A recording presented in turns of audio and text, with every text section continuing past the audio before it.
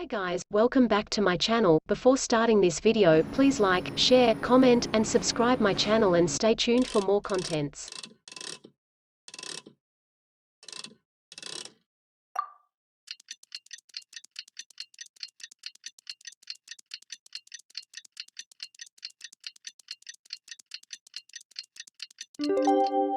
It's finally time to meet up with everyone!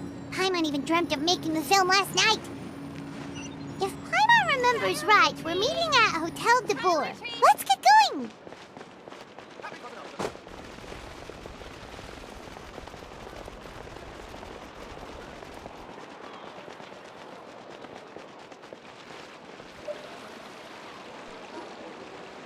Ayaka! Yoimiya! You're already here!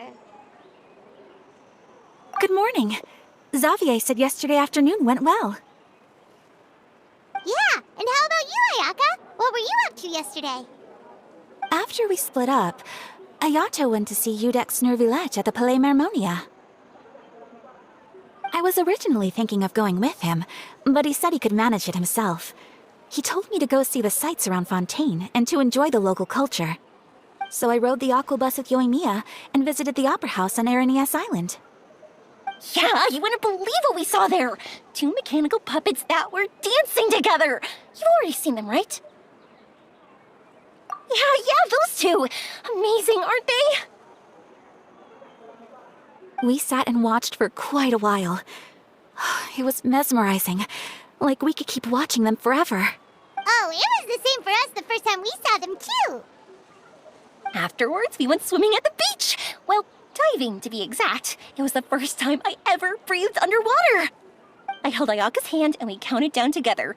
3, 2, 1, and then splash! We were beneath the waves. At first, I didn't dare to open my mouth. But once I couldn't hold my breath any longer, I decided to take a big breath in. Turns out the water wasn't as salty as I imagined. It didn't really taste like anything at all. Before I knew it, I was breathing like normal down there. It was an amazing feeling. Ayaka said I was too nervous and needed to loosen my grip. She got used to everything way faster than I did. I knew that the Traveler could do it, so I had no doubt we could do it too. That helped me feel at ease as soon as we dove in. The underwater world in Fontaine truly is beautiful. I love seeing the romaritime flowers blossoming underwater, like little candles lighting up the streets at night. Yeah, and there were so many creatures that we've never seen in Inazuma. Like those fish that shimmer like a sword blade. Whoosh! Oh, and those big fish that call when they see people. Oh, you mean Hunter's Rays and Blubber Beasts! I just love the name Blubber Beast. Just wait till Pops and the others hear about this. They probably won't believe a word I say. Yoimiya was down there for quite a while. It was dark before we finally rode the aqua bus back to the city. I figured she'd want to sleep in today. Yeah, even I was worried I wouldn't be able to get up. I still felt like I was drifting in the waves when I went to sleep last night. But as soon as I woke up today, I remembered that we'd all be shooting a film together, and I was ready to go. Speaking of the film, where's everybody else? My brother and Xavier were speaking to the restaurant owner about using the place as a filming location. They should be here soon. As for the others, We're here. Please excuse my tardiness. I just finished the Special Patrol's 6-mile morning jog. Wait, 6 miles? I'm so tired. I heard you all chatting, so I decided to come down. I sure could use some of that endless energy everyone else has. Good morning, everyone. Morning. Can someone fetch me a cup of coffee? More milk, hold the sugar. Sure, I'd be happy to do that for you. No, you can't go anywhere. Please, have a seat over here so I can get started on your makeup. The last thing I want is coffee stains on my costumes. I can get the coffee. It's the perfect job for an assistant.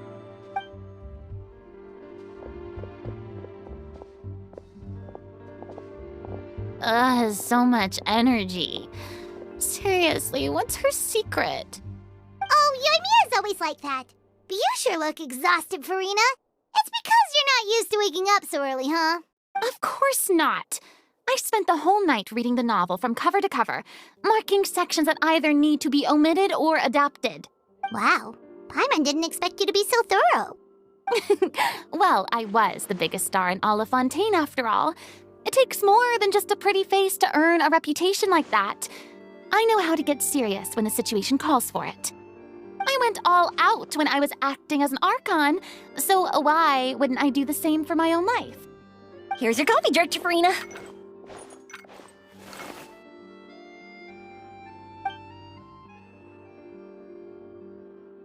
Oh, thank you. The sound of being called director and the aroma of coffee feels almost as refreshing as hearing the birds chirping in the morning. Oh, it seems everyone has managed to arrive on time. We've reached an agreement with the restaurant owner. We are free to use the second floor to shoot our film. Really? That's great! He is really looking forward to our film and hopes that providing his restaurant as a filming location will attract more customers. Well then, Mr. Xavier, I'll leave the rest to you. Okay, thanks. First, I'd like to introduce our new members. This is our prop manager, Veronique. She'll be in charge of all the film's props and items.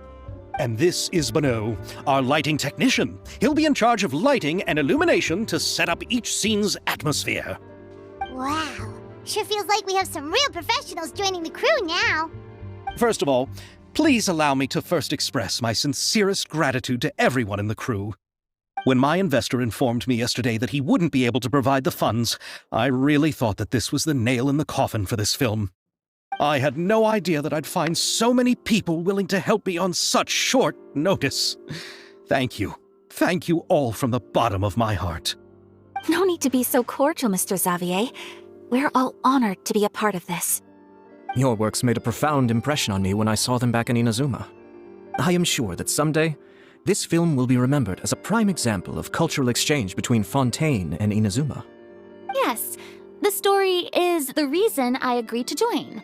I can't bear to even imagine what this film would look like without the very best director. Anyway, I would like to make a promise to everyone that as the producer of this film, I'll do whatever I can to ensure that everything goes as smoothly as possible. This is not just my film. It also embodies the thoughts and feelings of every person here, as well as the endless effort we are about to pour into it. So, without further ado, the Two Musketeers will officially begin filming now! You may take it from here, Director Farina. All right, listen up, everyone. The first scene takes place when the two young musketeers are living at the Baron's home, still unaware of all that is about to happen to them. We'll need props and lighting to set the scene. Our lead actors can go get their makeup done, and extras, please take this time to go over your positions. Whoa, seems Farina's really kicking things into gear as the director. Is everyone clear? I don't want anyone traipsing around the set like umbrella finches. All right, cameras will start rolling as soon as the set is ready. Let's make a film that'll make some serious waves in Fontaine. Not the kind of waves that drown people. I mean, the good kind of waves. Seems like she's still a bit traumatized by that. Anyway, let's go see if there's anything we can do to help.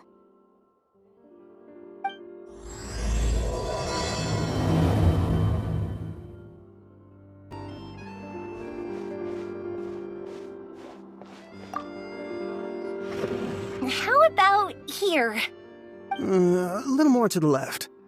You got it. Hey, Yoimiya, do you need a hand? No, I'm fine. You know, doing the lighting is kind of like designing a fireworks show. It's interesting to imagine what kind of atmosphere the lights will create. I heard that the Traveler will be operating the camera and Paimon will be the clapper loader, right? Those roles are just perfect for the two of you. Really? Is that because it'll be easy for Paimon to hold the clapperboard while flying? Well, sure, there's that, but that's not exactly what I meant. I just think that after all your journeys together, you two must have developed a super close bond and just naturally know how to work with each other. If I'm not mistaken, the director will want the cameras rolling as soon as the clapperboard goes clack. Oh, I see! It's amazing to see the magic behind filmmaking. Yoimiya, we need lights over there, too. Oh, on it! I've got to get back to work. Chat with you later. Oh, it's exciting to see so many people working together to bring the film to life. Seems like Yoimiya's really getting into it. But she was right. We do have a super close bond, don't we?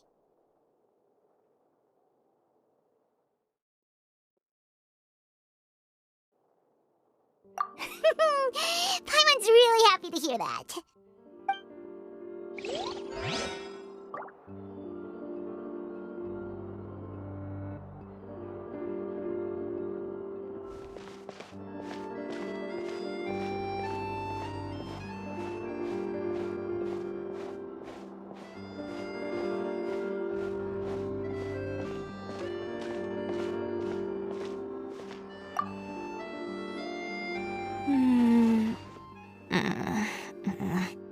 Ayaka has mentioned you to me before.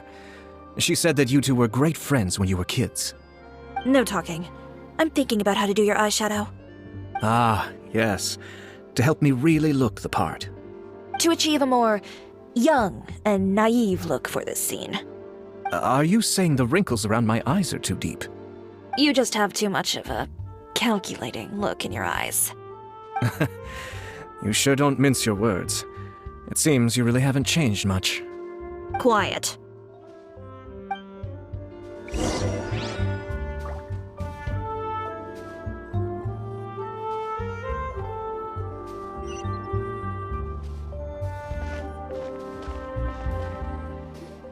So, this is a real musket?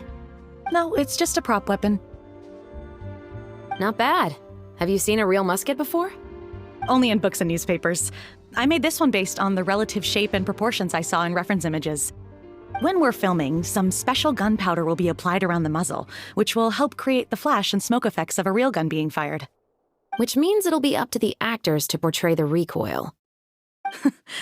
That's right. The sound effects for gunshots will also be added in post-production. Thank you, Veronique. I think I know where to start now. However, the musket's gears and firing pin could still use some work. Adding some wear on the metallic components will make them appear more realistic. Also, be sure to rub the muskets with some oil each time before we start shooting. That'll give the impression that the firearms have been well maintenanced. Good point. You seem to know a lot, Miss Chevres. I assume you use these types of firearms on a regular basis? Yes, I perform routine maintenance on my weapons every day. Just like we as people need to eat and sleep, muskets need to be cleaned and maintained. I also perform similar care for my sword every day, and familiarize myself with its shape and weight, to the point where it feels like a natural extension of my body. Yes, this way, our weapons will never betray us in the heat of battle. Yes, well said. It seems we have the same philosophy on this topic. Oh, sounds like they found a common interest to talk about. Though these props differ from the muskets I use, I can still give you some pointers. Good. I look forward to your instruction. First and foremost, never point the weapon at anyone, regardless of whether it's a real or prop weapon or whether you're holding it or it's on the table. This holds for any time when you're not actively engaging an enemy. Okay, understood. When aiming the musket, extend your arm so that it's level with your shoulder and use your eye to look down the weapon's sights. Like this? Not bad. Now, try saying your lines. This is the end of the road for you. Good. Now turn your body a little. That way, you'll give your enemy less of a target to work with. And relax your shoulders. Here, allow me to demonstrate. This is the end of the road for you. Huh. Excuse me, Miss Chiori. Director Farina, there's something I wish to discuss with you. Oh? What is it? Like this? Yes, much better. What do you think? I do see your point. But are you sure you wish to do this? I believe it would be most fitting. Well, if you insist. All right, I understand. Miss Ayaka, Miss Chevris, could the two of you please come over here? Huh? What's going on? Are we gonna start filming now? Let's go see. What is it? I have a question for you, Miss Chevris. Would you be willing to play the role of a musketeer? What? To clarify, I would like to turn over my role to Miss Chevris. But brother... Don't worry, Ayaka. I actually view this as a good thing. I was becoming troubled trying to set aside some time to speak to the staff at the Palais Mermonia. I would like to have some conversations about the cultural exchange between our two countries, and I've heard that the bureaucratic process here can get rather complicated. Now, I will be able to focus on my work. Besides, you also know that I'm not really one for public performances. Are you really sure? From a director's point of view, I also felt like the relationship between the two musketeers in the original story could be improved. The older brother in the story plays the lead role with his overbearing character, but this causes his character to overshadow that of his sister, and the theme of the two supporting and relying on each other isn't conveyed very well. But if we were to change the siblings to two sisters of a similar age, then that aspect of the story might come through more clearly. Also, I've seen you instructing Ayaka. That cold and dignified personality is exactly what we need for the older musketeer. Of course, even with all these insights, the decision should still be made by Miss Chevris. Chevris mentioned that she really likes the story, right? Paimon bets that she'll take the role. All right, I'll take the role. Good. It's decided then. I'll get started on making edits to the script. We'll also need to make some immediate adjustments to the lighting, props, and costumes. I have a feeling that our adaptation will be even better than the original story. You're doing a great favor for me, Miss Chevris. You have my gratitude. Don't mention it. I like this character, so if anything, I should be the one thanking you. Well, since my brother is the one who brought up the idea, I suppose there's no need to worry. Let's go, Miss Chevris. I look forward to working with you. Please, just call me Chevris. Seems like you're really going out of your way to solve the problem I was having with your makeup. Surely you jest, Chiori. I assure you that I was mostly motivated by a desire to spend more time on formal business. Oh, come on. You really think I'd buy that? According to what I've heard from Ayaka, her brother is someone who can juggle 10 different matters at the same time. I'm sure you have other reasons for backing out. Perhaps. Ayaka always said she wanted to go out and see more of the world, just like the Traveler. But I feel that she needs not only to see other nations, but also to make some different kinds of friends. I think it would be harder for her to make new connections with me constantly by her side. I would like to give her some space. All right, go on. Spoil her some more. Ayato, it's too bad you're stepping down from the role. Paimon really wanted to see you act as a musketeer. No need to poke fun at me. I'd wager that you also felt that I wasn't the best candidate for the role. It's a little hard for Paimon to imagine you saying those lines. Yes, I've made an appointment to meet some people from the Palais Mermonia. Now, I will have some more time to prepare. Traveler, get the camera ready. Paimon, get the clapperboard. Actors to your positions. We're about to start shooting the first scene. Go on now. And please take good care of Ayaka. Yep, don't worry. Thank you. I look forward to seeing the film when it's finished. All right, now that we're all here, let me help set the scene for everyone. The first scene takes place when our two main characters are still living at the Baron's estate. They've been ostracized and verbally abused by others in the household, but they still have no idea why. We want to capture how naive and innocent they are, despite their pain. Chevres will be playing the role of the older sister, Tulip, and Ayaka will be the younger sister, Iris. Be sure to get close-ups of the main characters at the right moment. Silence on the set! Lights, camera, action! Let's go!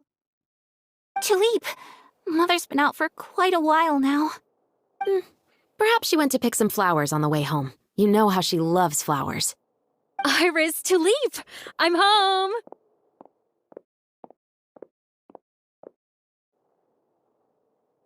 Mother! You were out for so long, we were beginning to worry about you. I'm sorry, but I'm back now, safe and sound. Here, I brought your favorite treat, apple turnovers. Mother, what are those bruises on your hand?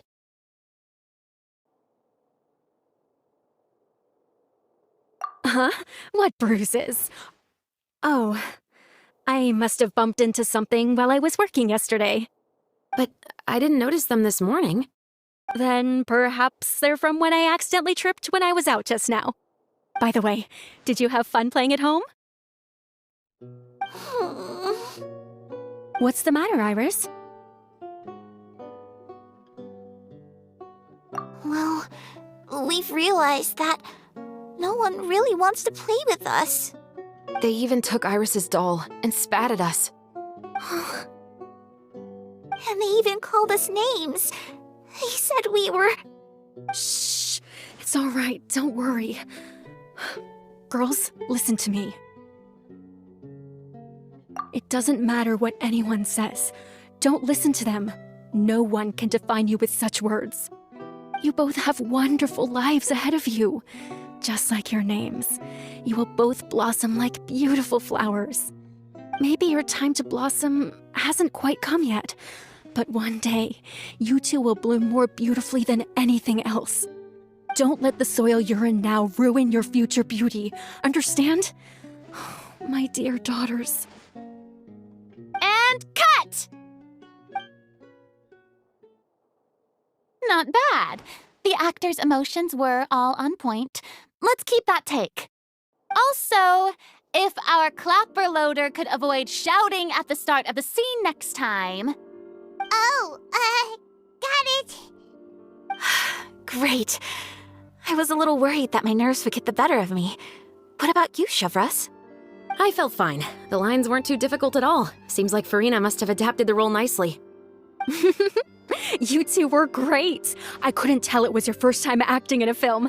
You should have more confidence. Thank you for your encouragement. Positions, everyone! We'll move on to the next scene after we try a few more camera angles.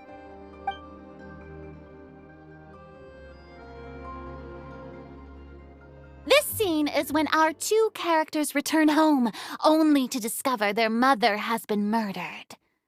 Ready? Lights! Camera! Action!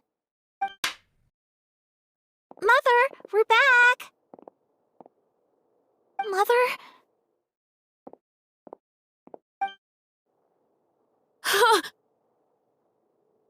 What's wrong, Tulip? Iris, stay away! Huh? Why?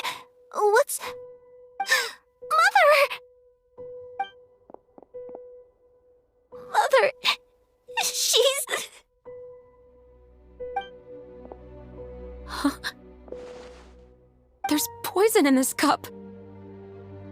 Huh? I could have sworn I've seen this kind of cup before.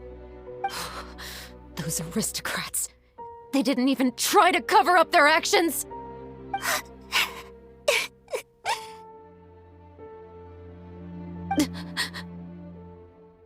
Iris, we need to leave this place. Leave? But now that Mother is gone, where can we even go? Anywhere. All I know is that we can't stay in this house. But are we just going to let them get away with this?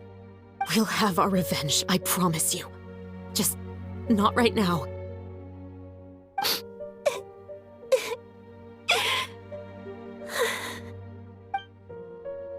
Come on, let's go.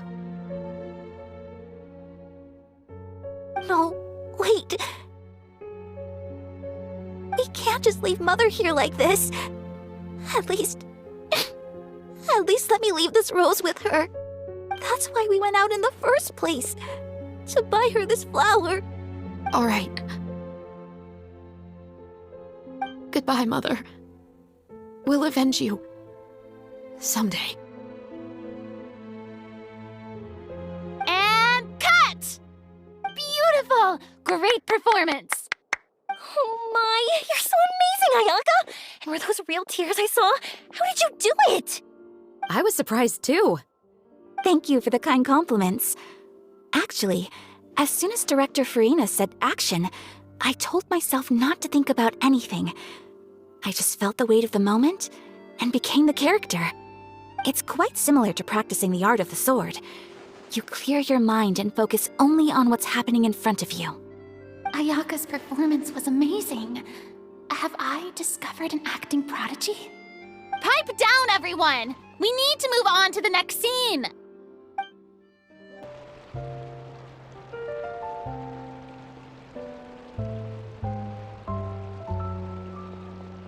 Huh? Are we done already? But Paimon wants to keep playing with the clapperboard. How do you feel, Traveler? Is your arm sore from holding the camera all day? Good work, you two. You too, Chevres. You were quite the actress today. I've read this novel many times before. I have a good grasp of my character's mindset. Anyway, do you remember my request from yesterday? Oh, right! We were having so much fun that Paimon nearly forgot! You have a case where the murders seem really similar to the cases in the novel, right? So, how are they similar exactly? In the story, the main characters grow up to become two musketeers, always using their guns to carry out their revenge. And on each of the victims, they place a rainbow rose as a signal that they've returned. Yes, that's correct. We found rainbow roses just like in the novel. Seems like you're connecting the dots now. Oh, that does sound pretty concerning. Especially after seeing the script today. Oh, now Paimon can't stop wondering what kind of ulterior motive the murderer might have. What do you think, Traveler? You're smart. Paimon wants to hear your thoughts. Good. On behalf of Fontaine's Special Security and Surveillance Patrol, thank you for your dedication to justice. There's no time to lose. We should start investigating right away. Follow me. Huh? Right now? Well, we just got done filming all day. Paimon's so tired. The most valuable intel always comes after nightfall. They are like small, remote islands in the middle of the sea. If you don't stay vigilant, you will pass right by them in the fog. That's how one of my favorite books always puts it, at least. So, where are we going right now? Let's start by checking out some workshops that sell mechanical components. If the culprit is making their own weapons, it's very likely that they'll visit those sort of places.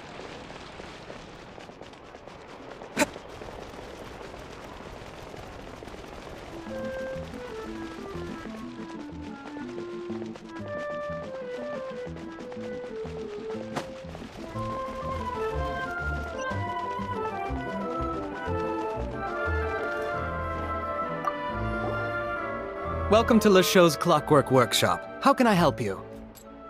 Hello. I'd like to know if anyone has purchased some special components lately. Special components? Sorry, could you be more specific? I mean the kind of components that aren't typically used for clockwork toys, but for firearms. Huh? For firearms? No, we don't sell those sort of things here. Don't misunderstand. I'm not here to cause any trouble.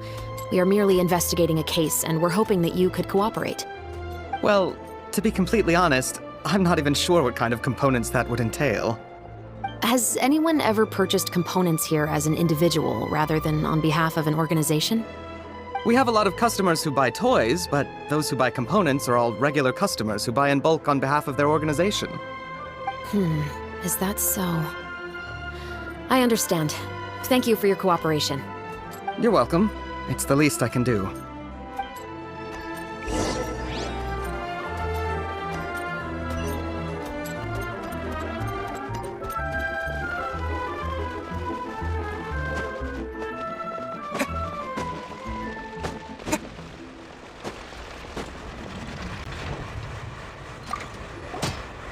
Oh, hey, Chevris. Run out of oil for your musket again? Hello, Estelle. I want to know if anyone has come to your shop recently to order some firearm components. Oh, is this another case? Let me think. I don't think so. Some people have requested that I make some prop guns for the Fontinalia Film Festival, but I refused all of those requests. Oh? Why's that? Because there's no profit! I only make things here that can do some real heavy lifting. I don't have the energy to make some new molds just for the festival. Then has anybody come specifically looking for mechanical components? Well, I usually sell off my scrap to the Fleuve Centre. I don't typically give them to one specific person. I understand. Thanks for your cooperation. Don't mention it. Always happy to have the Musketeers' patronage. Seems like we haven't found any leads to go off yet. Yeah, unfortunately. Alright, let's head to Fleuve Centre next. Huh? Are you sure? People might not be so thrilled to see the captain of the special patrol there. You think so, huh? Then I guess you don't know. Huh? Know what? That I grew up in Fleuve Centre.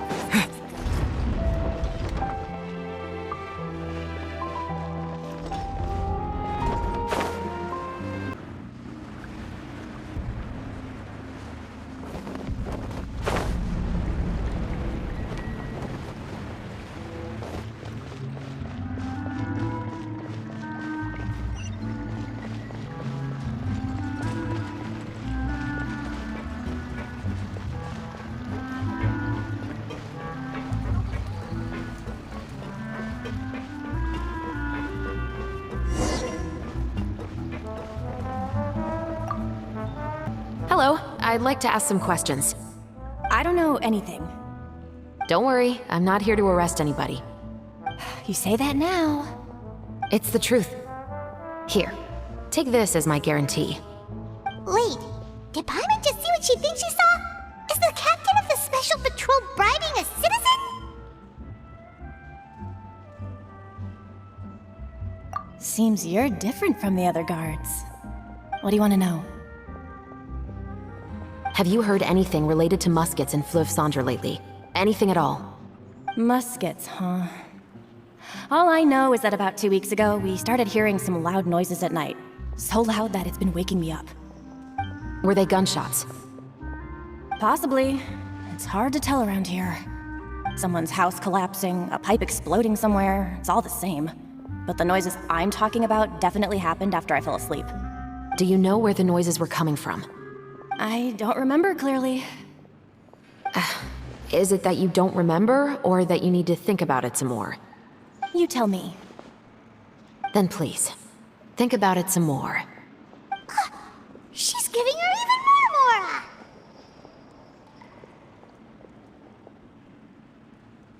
The noises came from the end of the Southern Waterway. I came out and had a look for myself when I wasn't sleeping well, but I didn't dare get too close. That's all I know. All right, I'll take your word for it. Thanks for the pâte de fruits.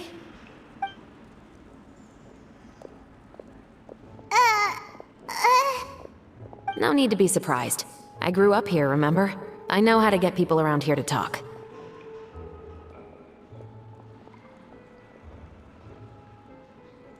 Seems you catch on pretty quick. Now then, let's keep going.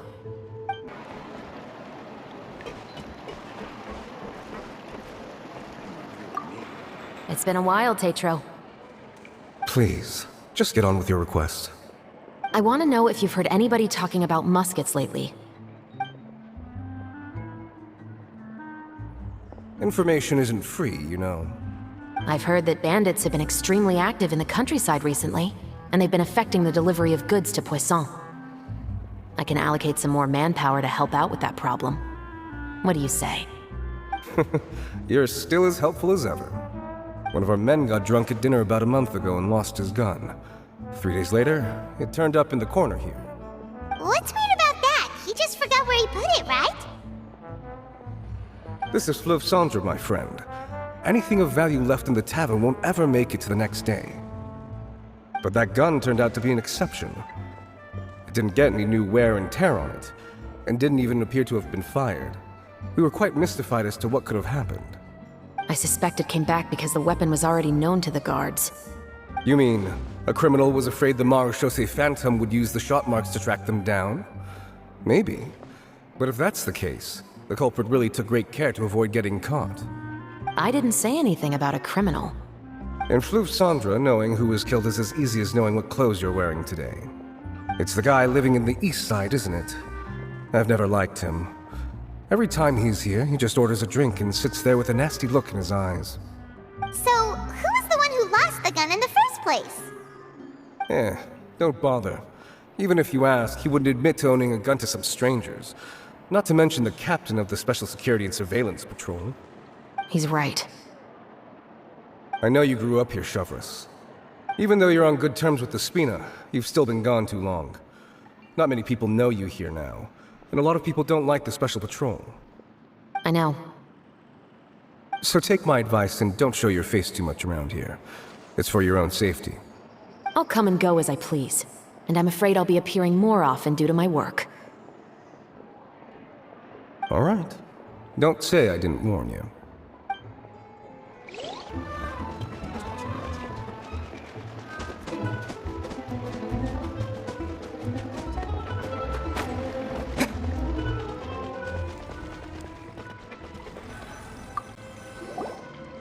What's all this?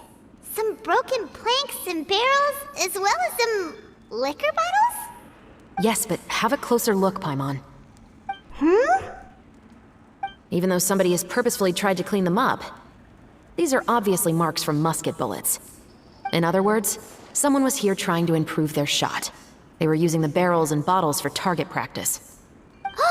Could it have been the killer? Your guess is as good as mine. Although many people at Fleuve Cendre own guns, few hide the fact from others. And even fewer would go to such lengths to hide markings from practice shots. Anyway, let's go. There might be more to this. Seems like that's all we'll be able to uncover for today. Paimon feels like we managed to learn a lot more here than up on the surface. Yes, assuming that everything we found is indeed connected to our suspect, then their timeline was probably something like this. A month ago, our suspect found a gun and took it home to disassemble it. Once he'd figured out its mechanics, he brought it back. In the following weeks, he used some parts to create his own makeshift musket, and took it to the Fleuve Cendre for target practice. Then, a few days ago, he found his target and carried out the murder. Once the deed was done, he left a rainbow rose on the body, just like the scene in the novel. That all makes sense to Paimon, but we're still no closer to figuring out the killer's identity! The deceased was a resident of Fleuve Cendre. It's said that he was a poor, solitary man. Yeah, that's also something I'm trying to figure out. If we are indeed following the novel, and there's a story behind the murder, then this murder should be an act of vengeance.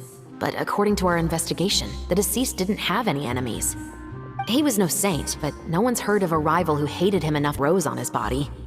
What message is the killer trying to convey, and to whom exactly?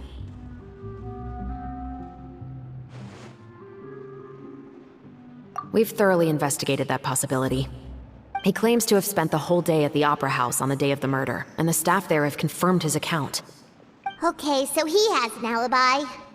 Not only that, he lacks a credible motive as well. He has a family of his own, and both of his parents are still alive. I've looked into his records. He was adopted at the age of 6, and all the proper procedures were followed. There are also records of him at an orphanage before then. In the story, the mother of the 2 musketeers was murdered after the children turned 10.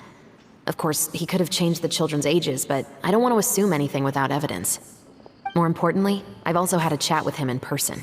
He didn't seem like the kind of person who would pull the trigger to kill a man. Then, what should we do now? We have all this new information, but it doesn't help us move forward. Investigations take time. I didn't expect us to catch the culprit in just a single day. How about this? Let's spend the next few days filming with the crew. We can continue the investigation once we're done with the film. I'm sure that given time, new leads will present themselves. Wait, but weren't you saying Intel is like small, remote islands in the middle of the sea just a moment ago? Wouldn't you just miss them if you were to stop looking? Ah, but the book had more than one reference to the islands, Paimon. Oh? What else did it say then? As long as you spend enough time sailing through the fog, you'll eventually come across an island.